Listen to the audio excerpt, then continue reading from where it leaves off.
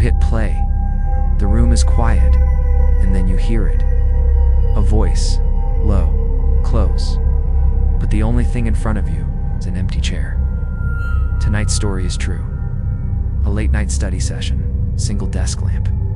One chair nobody sat in because everyone in that house swore it was taken. At first, it was little things. A whisper behind the ear.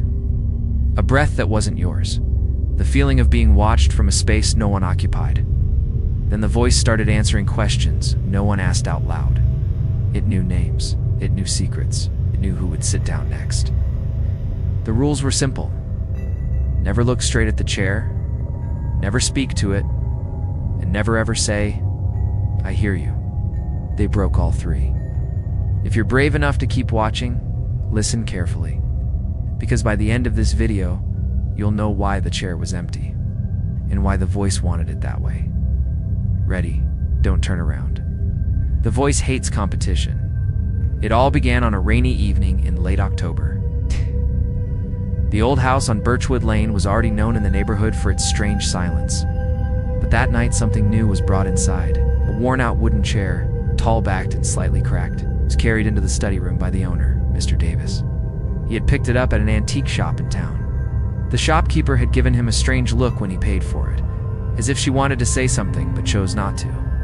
"It's just an old chair," Mr. Davis told himself. He had no idea what kind of presence he had just invited into his home. The chair was placed in the corner of the study, right by the desk. It looked ordinary enough: polished arms, carved legs, a faded cushion butt. The room instantly felt different.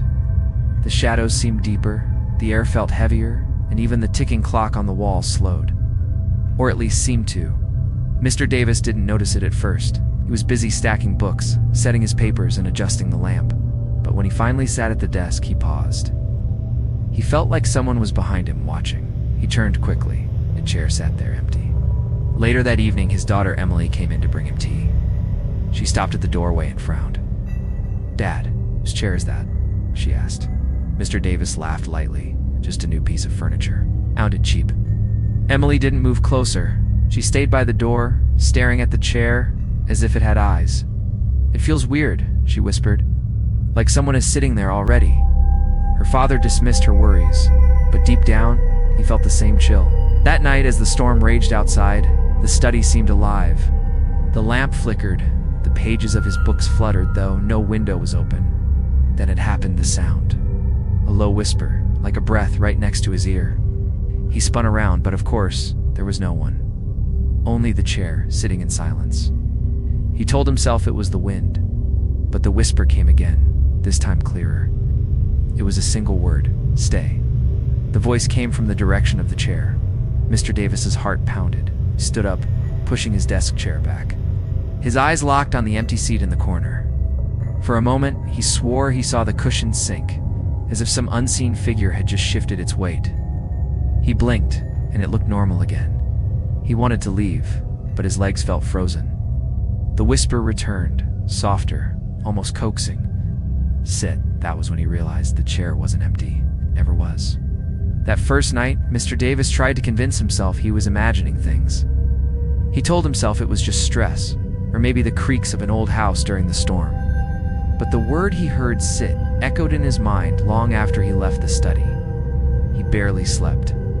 Every time he closed his eyes, he could picture the chair waiting for him in the corner, its wooden frame like a shadow in the dark. The next morning, sunlight streamed through the windows, and the house seemed normal again. Almost too normal. Mr. Davis laughed at himself as he poured his coffee. "I'm acting like a child," he muttered. Emily, however, avoided the study altogether. She refused to even walk past the doorway. "That chair gives me the creeps," she said quietly at breakfast. "It's like someone's still sitting there, even when it's empty." Her father brushed it off, but her words left a sting of unease. That evening, after Emily had gone to bed, Mr. Davis returned to his desk. He had papers to grade and work to finish. The chair, of course, was still in the corner, exactly where he had left it. The lamp glowed warmly, but shadows clung tightly around the chair, as if the light refused to touch it. He forced himself to focus on his work, scribbling notes and flipping pages. Hours passed. Then, just past midnight, It started again, a whisper, at first faint, like wind curling through the cracks, then louder. This time it wasn't just one word. "I'm here." The sound came from the chair. Mr. Davis's pen froze in his hand.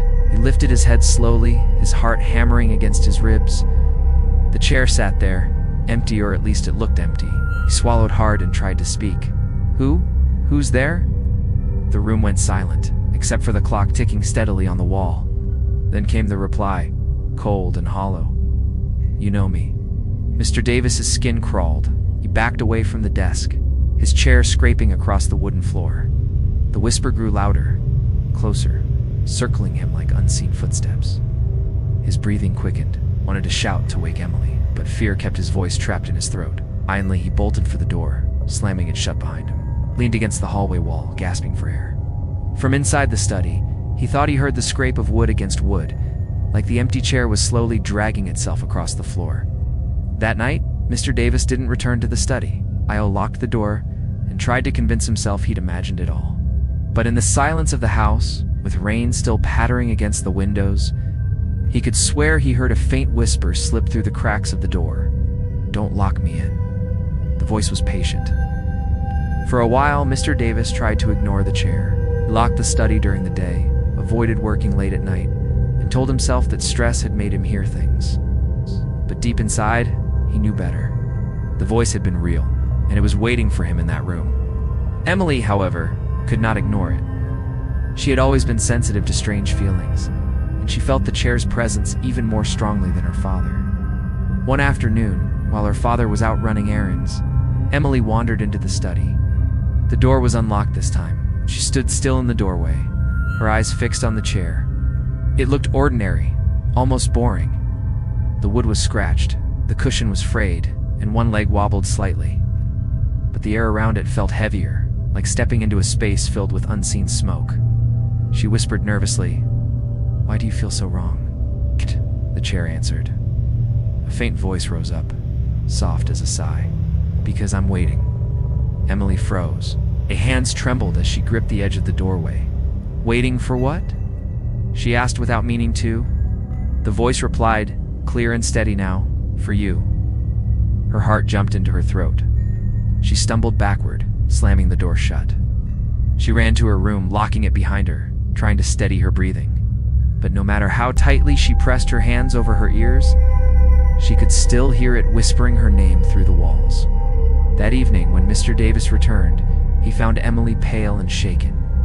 "Dad, we have to get rid of it," she cried. "The chair, it talked to me."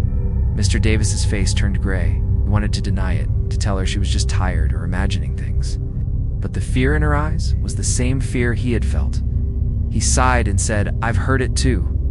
They decided to move the chair out of the study.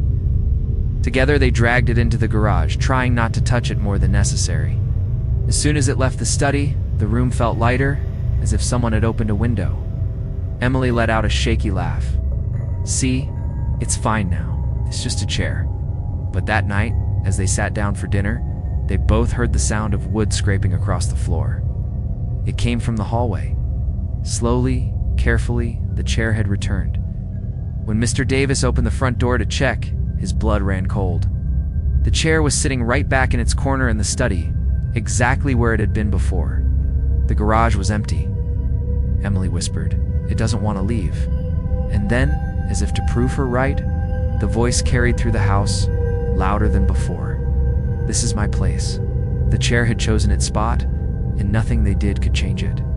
The days that followed were heavy with dread. Both Emily and Mr. Davis avoided the study as much as possible, but the chair's presence seemed to spread throughout the house. Even when the door was closed, they could feel it like a shadow stretching into every hallway. One morning, Emily dared to peek inside. The chair looked ordinary, sitting by the desk where it had always been. But when she looked closer, she noticed something that made her stomach twist. The cushion was pressed down, as if someone invisible was sitting there. She blinked hard, thinking it was her imagination. But when she stepped back, the shape remained a dent, deep and unmistakable. That night, Mr. Davis saw it too.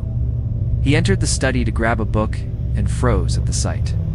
The chair wasn't just dented, it moved. Slowly, like someone shifting their weight, the cushion sank deeper and rose again, though nobody touched it. His hands shook as he backed away. "This isn't possible," he muttered, but deep down he knew it was. The temperature in the study grew colder each night. When Emily passed by the door, a shiver ran down her spine, her breath turning white in the air. Sometimes she swore she saw a shadow flicker in the corner, seated neatly in the chair, vanishing when she blinked. The voice became bolder. At first it had whispered, now it spoke clearly, though its tone was never louder than a calm, steady breath. "Why do you avoid me? This is my seat. Don't pretend you can't hear me." Once Emily accidentally made the mistake of answering. She had been walking down the hall when the voice called out, "Emily." Without thinking, she turned and whispered, "What do you want?" The reply chilled her blood. To stay. From that moment, the voice called her more often. At night, when she lay in bed, she could hear it right beside her ear. Sometimes it laughed softly, other times it breathed as if leaning close to her pillow. But no matter what it said, she always knew it came from the chair. Mr. Davis grew desperate, tried moving the chair again this time, dragging it into the yard and locking the doors. But within an hour, when he returned to the study, there it was. Perfectly placed. Perfectly waiting. They even tried covering it with a blanket. But in the morning, the blanket lay shredded on the floor, torn into neat strips, as though sharp fingers had pulled it apart. Finally, they understood. The chair wasn't just furniture. It wasn't even just haunted. It was occupied. Something unseen had claimed it, and it wasn't going to leave. And the worst part, the voice was starting to sound less like a stranger, and more like someone they once knew.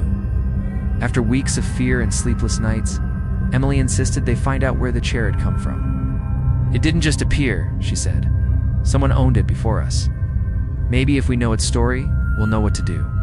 Mr. Davis agreed, though his face was pale. He couldn't shake the thought that the chair wasn't just haunted, it was cursed. They returned to the little antique shop where Mr. Davis had bought it. The shopkeeper, an older woman with sharp eyes, froze the moment she saw them. "You brought it here, didn't you?" she asked coldly. "What do you mean?" Mr. Davis replied. "The chair," she said, her voice lowering. "You should have left it where it was." Emily stepped forward. "What is it? What's wrong with it?" The woman sighed heavily, glancing toward the dusty back shelves, as if afraid the chair might hear her even now. It belonged to a man named Richard Hale. Years ago, he lived alone in a large farmhouse outside town. People said he was quiet, kept to himself. But after his wife died, he refused to leave that chair. He sat in it every day, morning till night. Some say he even slept in it. Emily felt a shiver crawl up her arms. What happened to him? The shopkeeper's eyes darkened. He was found dead still in that chair. But here's the strange part. The body was cold, lifeless, gone for days. Yet neighbors swore they heard him talking through the window the night before. And when they buried him, the chair was left behind. Every family that took it after him, something terrible happened. She leaned closer. One family swore they saw Hale's shadow sitting in it. Another said the chair whispered their names until they couldn't sleep. One boy dared to sit in it, and by morning he had vanished without a trace. The chair was passed around, abandoned, sold off cheap, until it finally ended up here. Only wanted it gone. Mr. Davis's throat tightened. "Why didn't you tell me before I bought it?" The woman's lips pressed into a thin line. "Would you have believed me? No. Or would you have laughed, like all the others?" Emily whispered. "He doesn't just whisper. He talks. He calls my name." The shopkeeper's face went pale. She reached under the counter and slid over a small, faded book. Its cover was cracked, its pages yellowed. This was found with the chair after Hale died. His journal. If you really want answers, read it. But be warned. Once you know the truth, you can't unknow it. That night, back at home, Mr. Davis and Emily sat at the kitchen table with the book between them. The leather felt cold to the touch, almost wet, though it was perfectly dry. Slowly, Mr. Davis opened the first page. Inside, in shaky handwriting, were Richard Hale's final words. "The chair is never empty." The journal smelled of dust and age, yet the words inside felt alive. The handwriting was uneven, rushed, as though the writer's hand had trembled while trying to keep up with the thoughts racing through his mind. Mr. Davis read aloud, his voice low and hesitant. The first entry described a simple beginning. It started as comfort.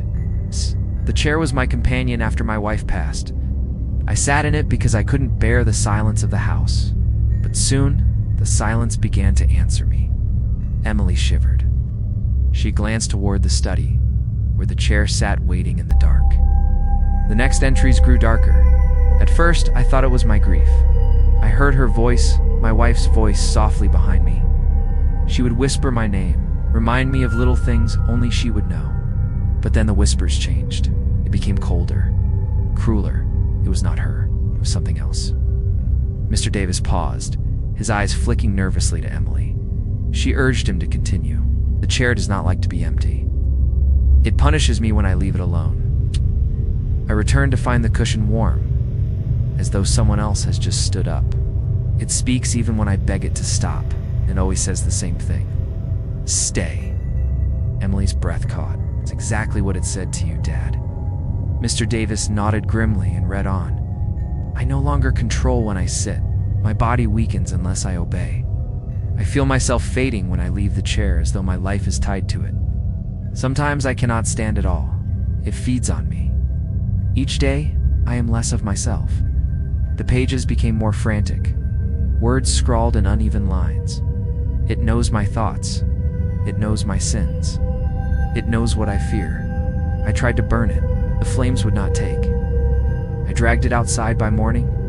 It was back in its place. It belongs here. Or perhaps I belong to it.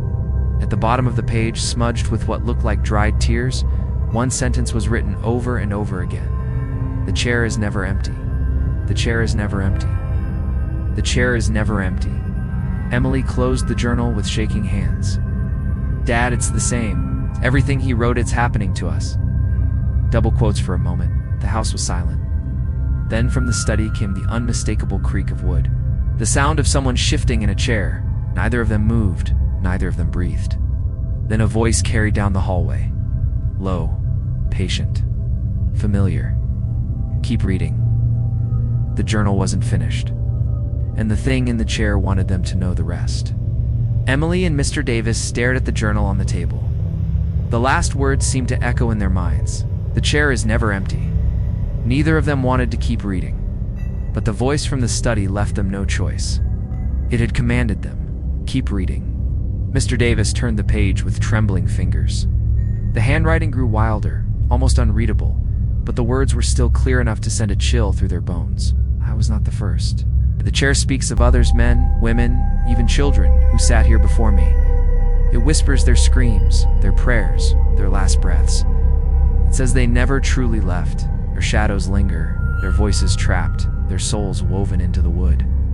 The chair is not furniture, it is a cage. Emily covered her mouth. Dad. It keeps them, Mr. Davis continued, though his throat was tight.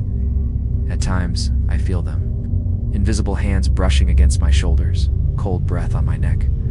I do not sit alone. None of us ever sit alone. The chair takes more with each body it claims, and it grows heavier with what it holds. When I try to rise, I feel them pull me back down. They want me to stay with them. Forever. A loud creak echoed from the study, sharp and sudden, as if the chair had shifted at the sound of its story being told. Both of them flinched. Emily whispered, "It's listening." Mr. Davis turned another page. I have seen what happens when others try to use it. My brother once sat down, laughing at my warnings. He laughed only for a moment. Then his eyes went wide, his mouth froze, and he could not move. Begged me with his eyes, but his lips made no sound. He sat, stiff and shaking, until the chair let him go. When he stood, he was not himself anymore. His voice was gone. His laughter was gone. He left my home that night and never returned. Days later, he was found dead in his bed, his body twisted, as though he had been fighting something invisible. Emily's face turned pale. Dad, if it makes someone sit. Mr. Davis closed the book quickly. He won't let it. But before he could push the journal away, the final words on the page caught his eye. Scrawled in dark ink, they read, "The chair is patient. If it cannot have me, it will wait for another." It always waits. It always finds someone willing to listen. And once you listen, you cannot escape. Silence filled the kitchen. Then, from the hallway, came a slow, dragging sound. Wood scraping against wood. The chair was moving again closer. Emily grabbed her father's arm, whispering, "It doesn't just want us to read, it wants us to sit." The scraping sound stopped right outside the kitchen. Both Emily and Mr. Davis held their breath, staring at the dark hallway. Neither dared to move. Slowly, carefully, Mr. Davis peeked around the corner. The chair was there. It sat in the middle of the hallway, far from the study. Its legs tilted slightly as if someone had dragged it all the way across the house. The cushion looked pressed down, still warm from a weight that was not visible. Emily felt her chest tighten. The air around the chair seemed to bend, heavy and strange, as though gravity itself was pulling her toward it. She whispered, "Dad, it wants me." Her father pulled her back. "Don't say that," but she knew it was true. The voice was softer now, almost kind, as if trying to soothe her fears. "Emily, come sit. You'll be safe here." Her eyes watered.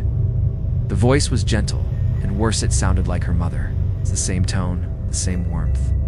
"Dad," Emily stammered, "do you hear that? It's Mom. She's calling me." Mr. Davis's blood ran cold. "That's not your mother. Don't listen." But the chair knew her weakness. The whispers grew sweeter, painting pictures in her mind. She could almost see her mother sitting in the chair, smiling, reaching out. "I miss you, Emily. Come closer. Just sit for a while." Her legs began to move without her meaning them to. Step by step, she drifted toward the chair. Her father grabbed her arm tightly. "Emily, stop," he shouted. But the force was strong. It wasn't just her imagination. The chair was pulling her. The closer she came, the colder the air grew. Her breath came out in white clouds, her fingers numb. Shadows gathered around the chair's frame, stretching upward into the faint outline of a figure, broad shoulders, a head bowed low, hands resting on invisible knees. Richard Hale, or what was left of him. Emily's knees buckled. She fought to breathe. "Mom, is that really you?" The voice answered with a hiss that cut through the illusion. "Sit." That single word broke the spell. Emily snapped back, screaming. Mr. Davis yanked her away, pulling her into the living room and slamming the door shut behind them. Both of them collapsed on the floor, gasping.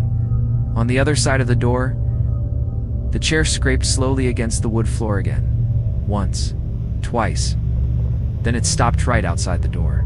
Silence. Then, the voice returned, colder than ever. "You can't resist forever." Emily buried her face in her father's chest, shaking. "It wants me, Dad, not you, me." Mr. Davis held her tight, his eyes wide with terror. For the first time, he understood. The chair wasn't just haunting them, it was choosing, and it had chosen Emily. The following nights were worse than anything before. No matter how many doors Mr. Davis locked, no matter how far he tried to move it, the chair always found its way back inside the house. It didn't just sit quietly any more, it moved when no one was looking, scraping closer and closer to Emily's room. Mr. Davis started staying awake through the night, sitting guard outside her door. His eyes burned with exhaustion, but he refused to let the chair get near her again. Yet every time he blinked, even for a moment, he would hear it shift. By the time he opened his eyes, it was always closer. One night, he woke to find it right at the end of the hallway, facing Emily's door. The cushion was pressed down, deeper than ever, as if the invisible figure inside it was leaning forward, waiting. His chest tightened. He whispered, "Leave her alone." The voice answered immediately, "She belongs here. She is mine." Mr. Davis's heart pounded, but he forced himself to step closer. "You can't have her," he shouted. The chair creaked loudly, its legs scraping against the wood as it turned slightly toward him. The shadows around it rippled like water, forming the faint outline of a tall, gaunt figure. For a moment, it seemed as though the thing inside the chair stood up, but no, it never left its seat. It only leaned closer, grinning in a way that could be felt, but not seen. Emily woke to the shouting. She opened her door just as her father lunged forward to push the chair back. "Dad, no," she screamed. The moment his hands touched the wood, a shock tore through him. His body went stiff, his breath frozen in his chest. For a terrifying moment, Emily thought the chair had taken him. But with all his strength, Mr. Davis ripped his hands away, stumbling backward. His skin burned red where he had touched it, as though the chair itself was alive and searing hot. The voice laughed. Not soft this time, but full and mocking. You are weak. She is strong. She will sit. Emily grabbed her father, pulling him away, tears streaking her face. Dad, it wants me. It won't stop until I sit. He shook his head violently. No, that's what it wants you to believe. It feeds on fear. If we give in, it wins. But deep down, both of them knew the truth. The chair was growing stronger. The whispers no longer waited for night. They came in the daytime, now slipping into Emily's ears when she walked past, curling into her mind even when she tried to pray or hum to drown them out. And worse, she was starting to hear not just one voice, but many. Men, women, children, all of them layered together, all of them whispering the same word. Sit. The chair was no longer asking, it was demanding. Emily could not take it anymore. The whispers followed her everywhere, when she brushed her teeth, when she tried to eat, even when she closed her eyes. They didn't sound like strangers anymore. Sometimes they mimicked her father's voice. Sometimes they sounded like her own. One evening, as the wind howled outside, she stood at the doorway of the study.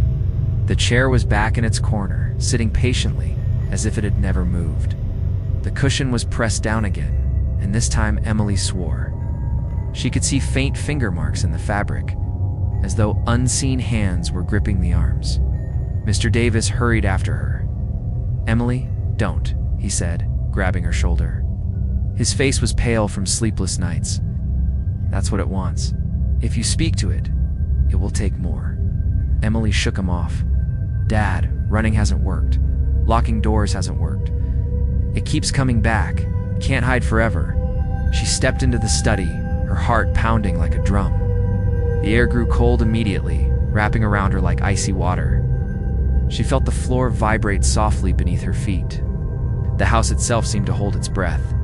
Emily stared straight at the chair. What do you want from me? She asked, her voice trembling. The answer came instantly, clear and sharp.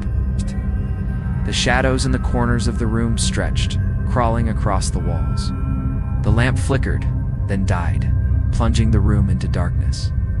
Only the faint outline of the chair glowed in the moonlight spilling through the window. Emily clenched her fists. Why me? Why not anyone else?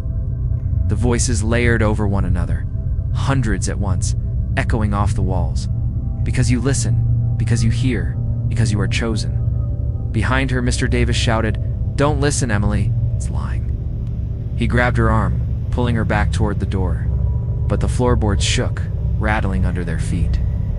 The walls groaned as if the house itself was alive. The voice roared now, deeper and more powerful than ever. This house is mine. This chair is mine. She is mine. Books flew from the shelves, scattering across the floor. The window slammed shut with a thunderous crack. The chair creaked loudly, rocking back and forth as though something heavy was shifting inside it. Emily screamed, Leave us alone. For the first time, the voice hesitated.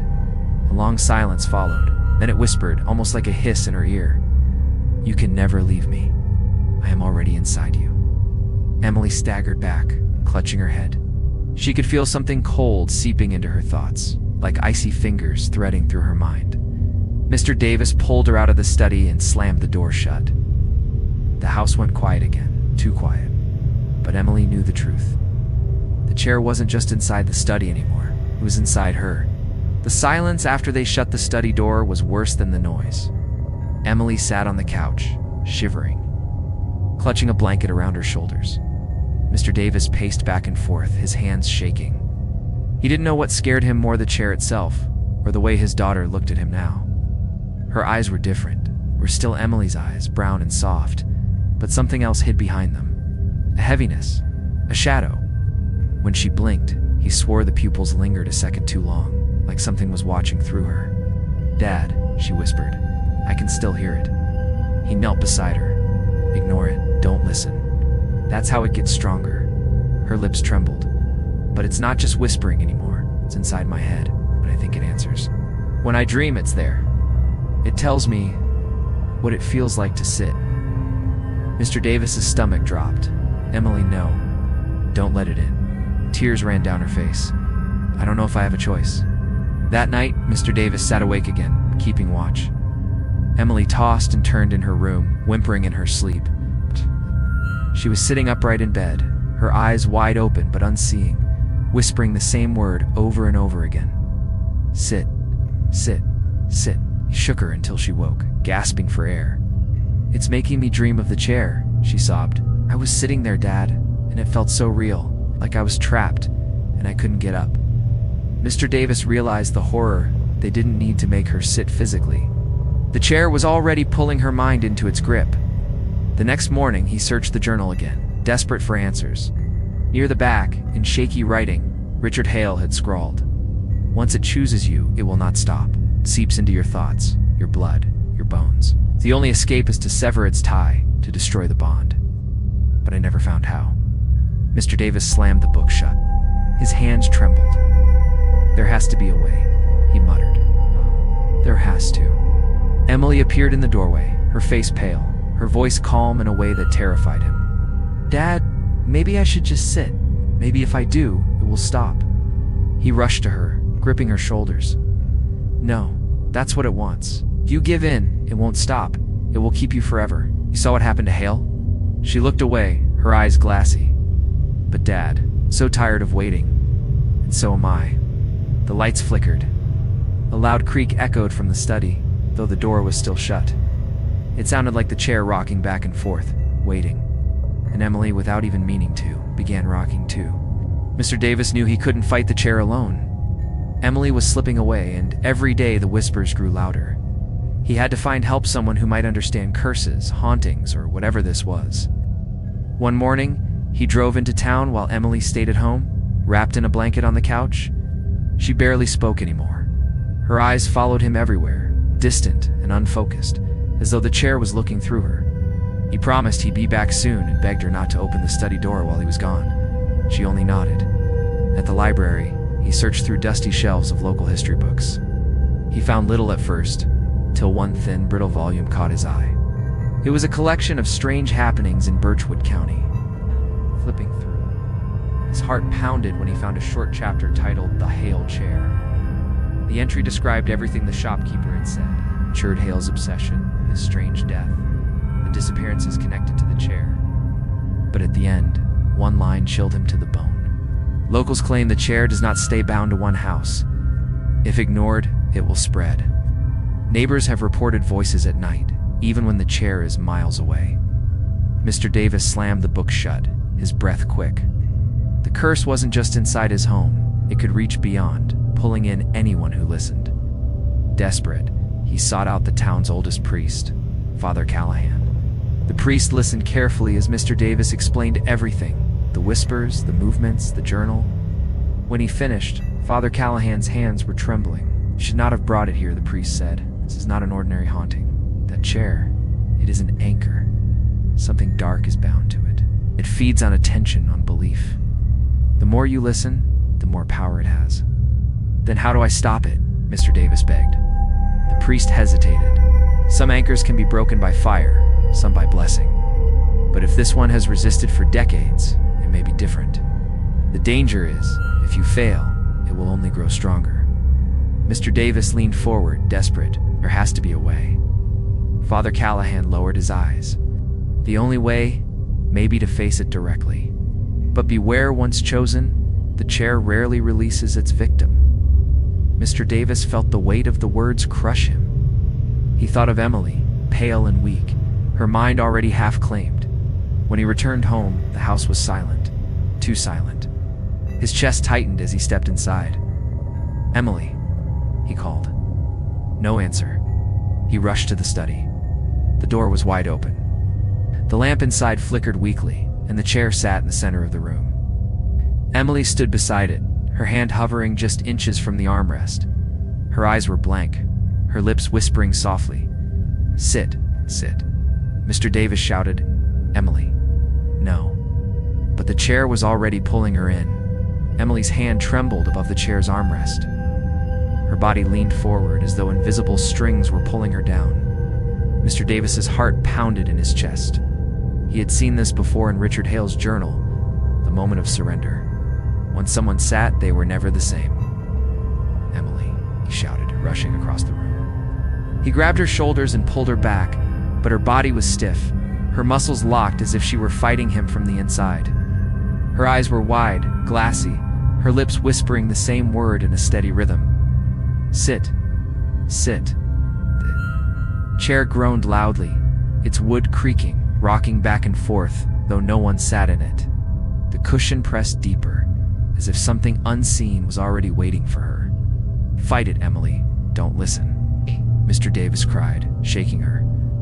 For a brief moment, her eyes flickered, her real self breaking through. "Dad, it feels so strong.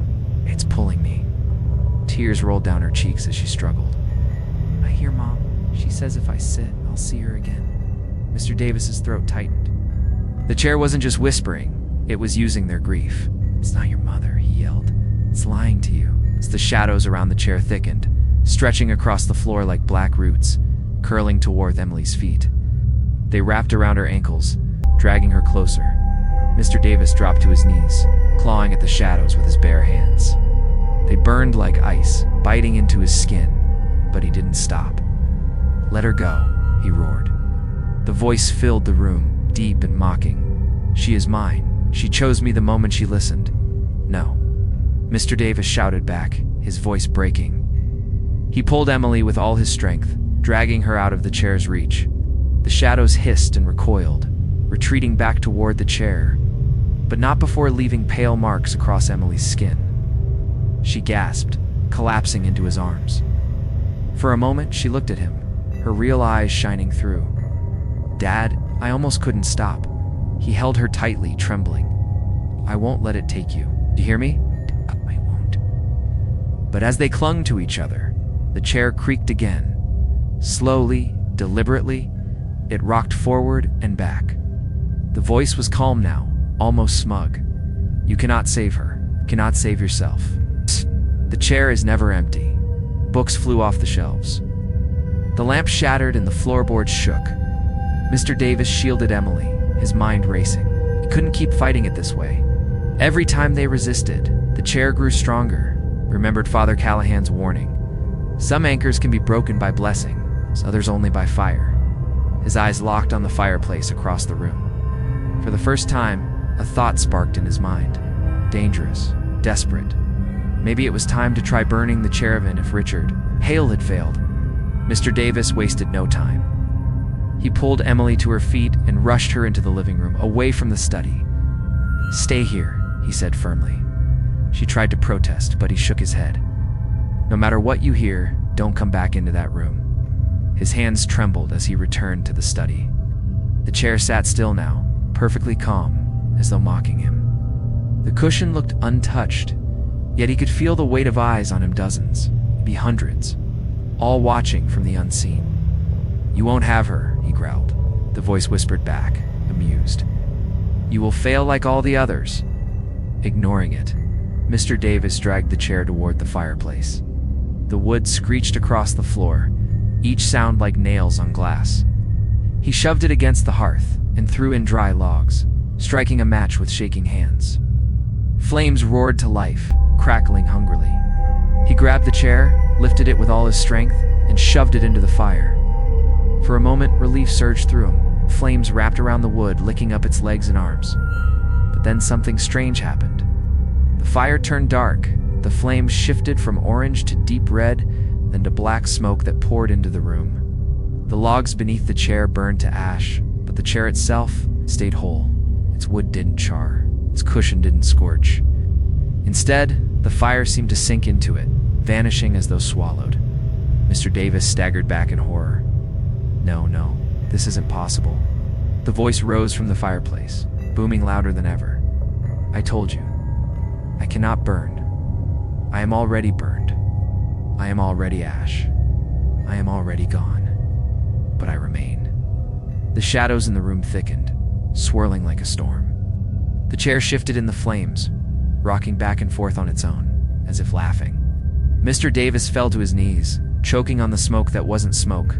It smelled of rot, of earth, of old dried blood. He coughed and stumbled toward the doorway, but the voice followed him, pressing into his ears. Fire does not free me. Fire feeds me. The flames in the fireplace died suddenly, as though snuffed out by an unseen hand. The room plunged into cold darkness. When Mr. Davis dared to look back, his stomach dropped. The chair stood upright in the center of the room again. Not a single mark of fire touched it.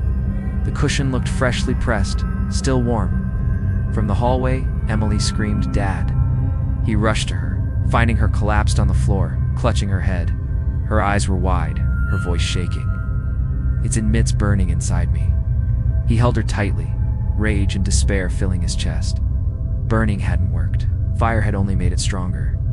The journalist's words returned to his mind like a curse. The chair is never empty. And now he realized with horror, the chair wasn't just refusing to burn. It was binding itself to Emily faster than ever. The night after the failed fire, Mr. Davis drove Emily straight to Father Callahan's rectory. She sat slumped in the passenger seat, pale and sweating, her lips moving silently as though whispering to someone he couldn't hear. Every so often she would jolt awake, gasping, clutching her arms like something invisible was dragging her down. When they arrived, Father Callahan led them into the old church. The air smelled of candle wax and incense, the stone walls echoing faintly with every sound. Emily clung to her father's hand as they sat across from the priest. "You were right," Mr. Davis said, his voice breaking. "I tried fire. It didn't work. The chair didn't even burn it, absorb the flames. And now, it's inside her. Please, Father, you have to help us." Father Callahan's face was grave. "I feared this. Some objects are not cursed, they are bound. The chair is not holding the spirit. The chair is the spirit.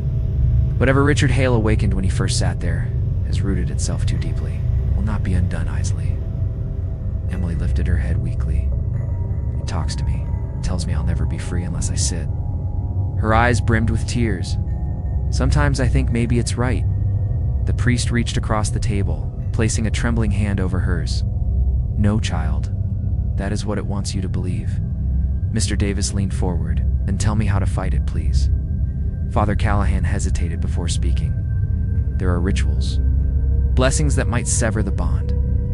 Holy water, prayer, consecration, but there is danger. The thing in that chair has lived on power for years. If we try to cut it off, it will fight back. It may not go quietly." "I don't care if it fights," Mr. Davis snapped. "We'll face whatever it takes. I just want my daughter safe." The priest's eyes darkened. "You don't understand? Rituals demand balance. To bind something so strong, sometimes a life must be offered in exchange." Silence hung heavy in the church. Emily looked at her father with wide, frightened eyes. "A life? What does that mean?" Father Callahan sighed, his voice low. "It means the ritual might save one of you, but claim the other. Or worse, fail entirely and strengthen the spirit further." Mr. Davis felt his stomach twist. He had thought he was ready for anything, but now, how could he risk his daughter's life on a gamble? Emily's voice trembled. "If it has to be someone, then let it be me. I'm already half gone." "No," Mr. Davis shouted, gripping her hand. His voice cracked with desperation. "You are not a sacrifice. You are my daughter. I'll never let it take you." Father Callahan lowered his gaze. "Then you must decide quickly. The longer she resists, the tighter the chair will hold her. Soon, she won't be resisting at all." The candles flickered. Emily flinched as though hearing something only she could hear. "It's calling me," she whispered. "It knows we're trying to stop it." That very night, Father Callahan agreed to come to the Davis home, carried a small leather case filled with holy water, candles, and a worn crucifix that looked older than the church itself. His hands shook as he set everything down on the kitchen table, but his eyes carried a stern focus. "The ritual must be performed where the spirit is strongest," he said. "That means the study. That chair." Emily's face went pale. "You want us to go back in there?" The priest nodded. "If we try it anywhere else, it will be useless. We must face it directly." Mr. Davis gritted his teeth but agreed. He helped Emily into the study, keeping her close. The chair sat waiting in the corner, calm and still, but the air around it was heavy and cold. The shadows stretched unnaturally long, curling toward them like claws. Father Callahan set up 4 candles in a circle around the chair and sprinkled holy water across the floor. Gosh. The drops hissed as they touched the wood as though falling on hot iron. Emily gasped, clutching her father's arm. Gosh. The priest began to pray, his voice steady. In the name of the Father, the Son, and the Holy Spirit, I cast out all unholy presence bound to this place. The chair creaked loudly. The cushion sank deeper, though no one touched it. Then came the voice, low and mocking. You think words can move me? Father Callahan's prayer grew louder. The crucifix in his hand shook, glowing faintly in the candlelight. Shadows swirled violently around the chair, rising like smoke. The room dropped in temperature until their breath came out in clouds. Suddenly, Emily screamed. She doubled over, clutching her head. It's inside me. It's pulling me down. The priest shouted, Stay strong, child. Resist. But the chair fought back harder. Books flew off the shelves, slamming into the walls. The window shattered inward, glass spraying across the floor. The flames of the candles bent sideways, as if sucked toward the chair. The voice roared, louder than ever. She is mine. She chose me. You cannot take her. Emily's body stiffened. Her eyes rolled back as she gasped for air. Her feet began to drag across the floor toward the chair, though her father clung to her with all his strength. Emily, fight it, Mr. Davis cried. Don't let go. Father Callahan raised the crucifix high, shouting the final words of the prayer. The Lord rebuke you. The Lord commands you to leave this child. For a moment, the chair shook violently, rocking so hard it nearly tipped over. The cushion rose, as if something invisible was being forced out. Emily screamed one last time and collapsed into her father's arms. The room went silent. The candles flickered weakly, the shadows withdrew. The chair sat perfectly still, looking ordinary once again. Father Callahan lowered the crucifix, his face drenched in sweat. It worked, he whispered. I think it's over. But as he turned to pack away his tools, the chair creaked softly like a laugh. For a few minutes after the ritual, the house was quiet. Too quiet. Emily lay against her father's chest, her breathing slow but steady, as if she had finally been freed. Father Callahan wiped his brow, whispering a prayer of thanks. But then, the silence broke. A loud crack echoed through the house, like wood splitting in two. The chair rocked violently in the corner of the study, its legs pounding against the floor with an unnatural rhythm. The candles flickered wildly before extinguishing all at once. Darkness swallowed the room. Emily jerked awake, her eyes wide with terror. Dadit's not gone. It's angry. The voice filled every corner of the house, deeper and louder than ever before. You dare to bind me?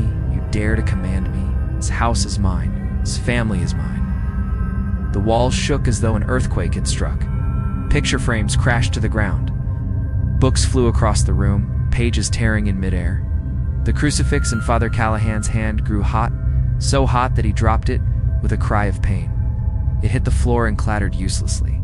The shadows no longer stayed around the chair. They spread across the room, crawling up the walls, stretching across the ceiling. Faces flickered within the darkness. Men, women, children, dozens of them, their mouths open in silent screams. Emily clutched her father's arm. Dad, I can hear them. All of them. They're trapped in it. Father Callahan shouted over the chaos. The ritual didn't work. It only released more of its power. The spirit is no longer bound just to the chair. It's in the house. The floorboards buckled beneath them, splintering like something was trying to claw its way out from underneath. A cold wind swept through the room, though the windows were sealed. The smell of rot filled the air, thick and suffocating. Then came the laughter. Not one voice, but hundreds, echoing in unison. You cannot escape. The chair is never empty. Emily screamed as her feet lifted off the ground, dragged toward the corner by invisible hands. Mr. Davis lunged forward, grabbing her waist, pulling with all his strength. Father Callahan joined, clutching her arm and chanting desperately, "Deliver us from evil, O Lord." But the force was stronger than all of them. Emily's body stretched toward the chair, her fingers just inches from the armrest.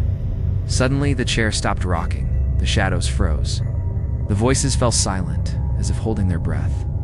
The room went still, unnaturally still. Emily collapsed to the ground, sobbing, gasping for air. Mr. Davis and Father Callahan knelt beside her, trembling. Then, in the quiet, the voice whispered softly, so close, it felt like it was inside their ears. "It does not matter if you fight me. I am already inside her." Emily's head jerked up. For a split second, her eyes weren't her own. They were black, bottomless voids. And she smiled. Emily's smile was not her own. It was too wide, too sharp, stretching across her pale face in a way that made Mr. Davis's blood run cold. He pulled her into his arms, but the moment he touched her, she laughed a low, chilling laugh that sounded nothing like his daughter.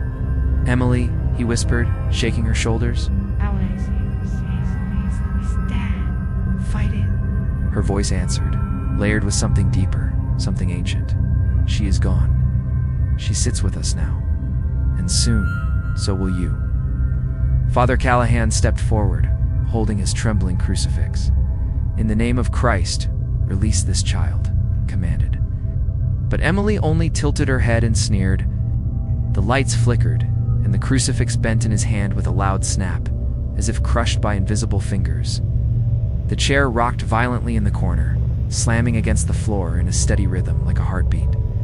Each slam seemed to sync with Emily's breathing when the chair rocked forward, her chest rose. When it slammed back, she exhaled. It was no longer just haunting her. It was inside her, beating in time with her very life. Mr. Davis's heart broke as he realized the truth. It doesn't want the house, doesn't even want the chair anymore. It wants her. The voice inside Emily's mouth hissed. "The chair is a doorway. She is the seat. Through her, I remain." The shadow spread wider, crawling up her legs, wrapping around her arms. She didn't resist. Her eyes turned black again, and she rose slowly to her feet, though Mr. Davis never let go of her hands. "Emily, listen to me," he begged, tears streaming down his face. "You are stronger than this thing. You're my daughter, not its vessel." For a brief moment, her eyes flickered back to normal. She gasped, trembling. "Dad, I don't want to sit."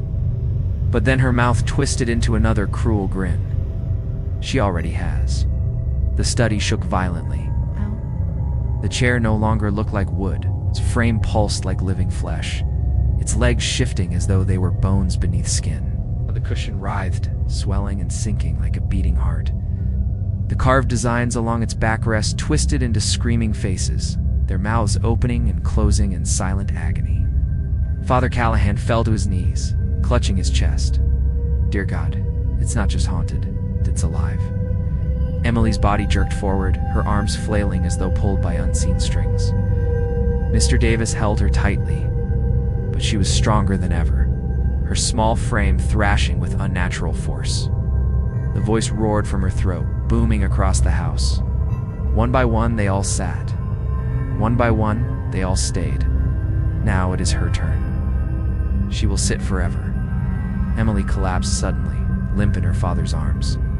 For a moment there was silence. Then her lips parted, whispering weakly, "Dad, it wants me to take your place." Mr. Davis held Emily close, her body trembling, her breath shallow. Her words echoed in his ears.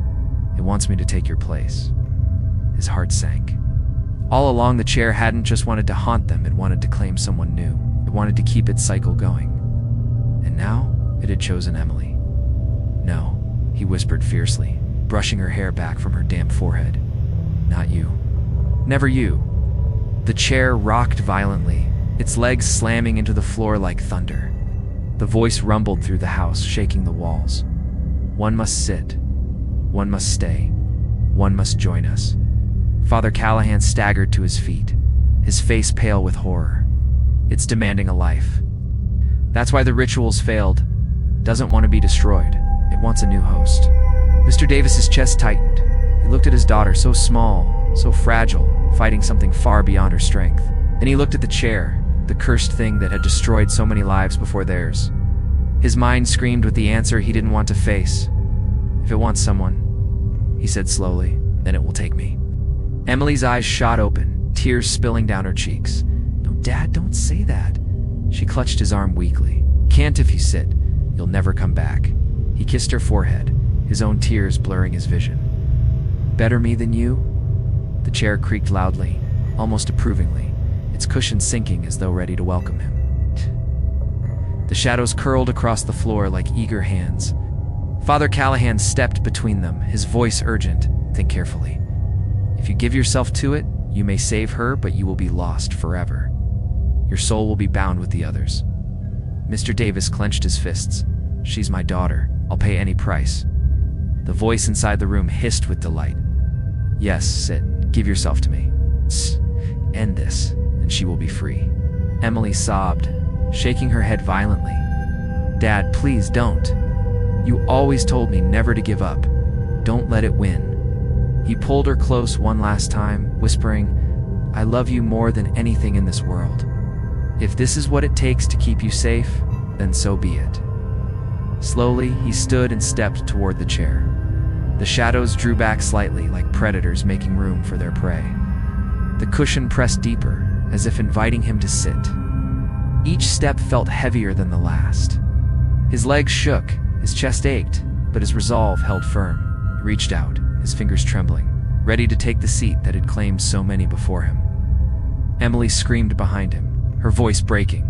No, Dad, please don't leave me. He paused, his hand just inches from the armrest. His entire body froze. For the first time, doubt clawed at him. Was this really the only way? Or was the chair tricking him, feeding off his love to trap them both? The chair whispered softly, almost lovingly now, sit, and she will live. Mr. Davis's hand hovered above the chair's armrest. The air grew colder, the shadows pressing closer as though holding their breath. Emily's cries echoed behind him, her voice breaking. Dad, don't do this, please. His heart ached. Every instinct told him to protect her, to keep her safe no matter the cost. But the chair's voice was smooth now, coaxing, almost gentle. Sit, and she will live.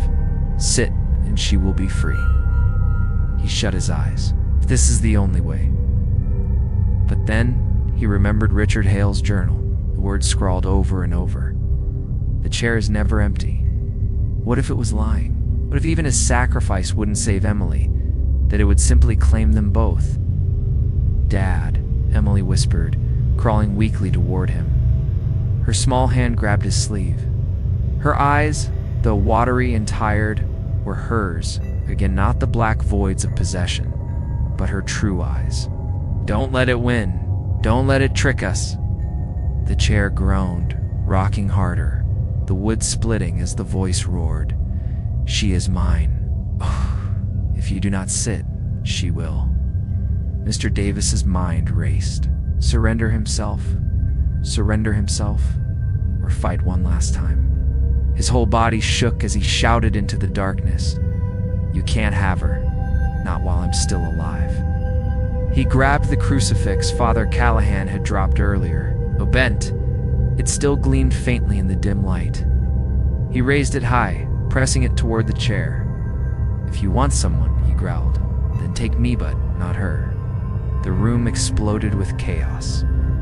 The chair shook violently, its frame twisting, the cushion pulsing like a living heart. Shadows screeched, swirling around the walls. Emily screamed as the air grew so cold frost formed on the windows. Father Callahan dropped to his knees, chanting prayers through gritted teeth. Mr. Davis forced himself forward, pushing the crucifix against the chair's backrest. The wood sizzled, smoke rising. The voice shrieked in rage, louder than thunder. You cannot unseat me. I am eternal, and you'll burn with me, Mr. Davis roared. With every ounce of strength, he shoved the chair back into the fireplace. Flames roared to life as though summoned by his fury. This time, the chair did not stay whole. The fire clung to it, screaming faces twisting in the shadows as they burned. The voice howled, shaking the house to its foundations. Emily collapsed to the floor, clutching her head, crying out in agony as the bond tore through her. Ash! She screamed. He turned, his body already weakening, the firelight casting his face in a glow. Stay strong, Emily. Live for me. And then he fell into the flames with the chair. The fire roared brighter, swallowing both. The screams filled the house, then fell silent. When the flames died down, the study was empty. The chair was gone. Mr. Davis was gone. Emily sobbed into Father Callahan's arms. The house was still, the shadows gone. For the first time in weeks, the silence was real. But deep in her heart, she would never forget her father's last words or the way the cushion of that cursed chair had always seemed warm. Because even though the chair was gone, one truth haunted her still: the chair is never empty.